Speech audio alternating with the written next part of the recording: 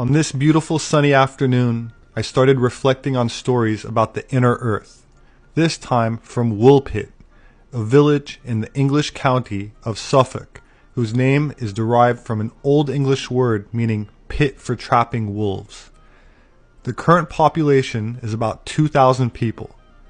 During the 12th century, the population was less than half of that, and it's from that time period that today's episode takes place.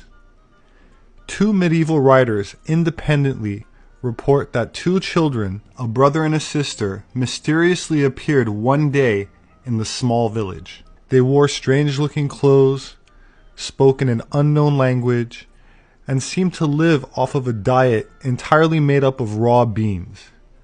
Their skin also had a greenish color, but besides that, they generally had a normal appearance. The people of the village took them in, gave them more nourishing food, and while their green skin color eventually faded, the boy died soon after being baptized. The girl learned to speak English and started to explain a rather strange and bizarre story about how they ended up in the village. She claimed that she and her brother had come from a place called St. Martin's Land, an underground world whose inhabitants are green. She claimed that they emerged from one of the wolf-trapping pits, from which the town is named, deep holes in the earth designed to lure and ensnare dangerous wolves. She explained that their subterranean home didn't have a sunrise or sunset, but instead it was always twilight with a diffused glow.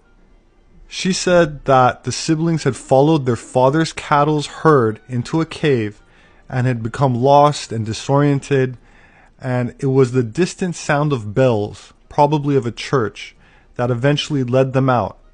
But when they emerged from the cavern, they did so in Woolpit rather than St. Martin's Land.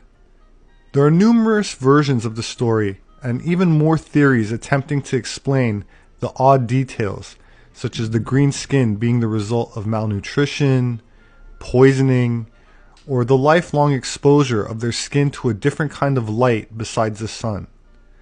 In my book, Gods with Amnesia, I explain that there are numerous bioluminescent organisms, and especially fungus, that thrive in enclosed settings such as caves because of the lack of wind, which helps to distribute the spores of fungus in outside open-air environments. But in enclosed environments, attracts insects or other animals which perform the duty that the wind would normally do. Much in the same way that bright, vivid colors of flowers attract bees in a similar way, helping to distribute, in this case, the flower's pollen, aiding in fertilization.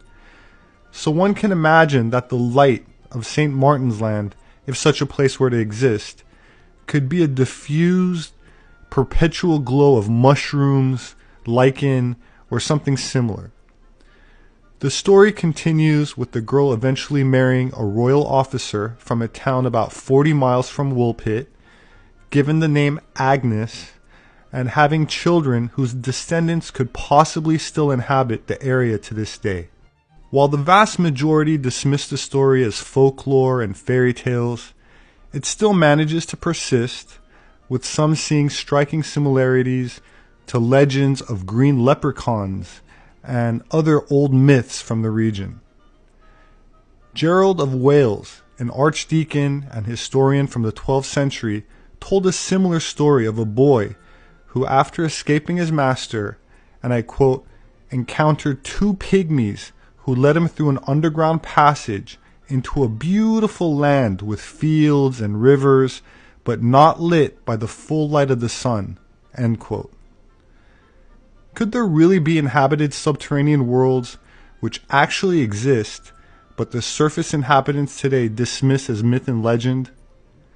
The Nationalist Socialist government of Germany in the 30s and 40s took the concept of Agartha or inner earth very seriously, and unlike the United States and her allies, were the only major power at the time that correctly dismissed the fraudulent display of the supposed missing link in the British Museum called Piltdown Man, where a baboon's jaw was bleached and glued onto a human skull and touted as cutting-edge science for almost 50 years. While England and the United States celebrated this bogus evolutionary scam for the first half of the 20th century, Germany was not only exploring subterranean caverns in Tibet and Antarctica, but establishing and maintaining deep underground bases in them, much of which the US and Great Britain still keeps as classified information until this day, known only as Operation High Jump. My name is Robert Sepper. I'm an anthropologist. You can find my published work on Amazon. Thank you for sharing, liking, subscribing.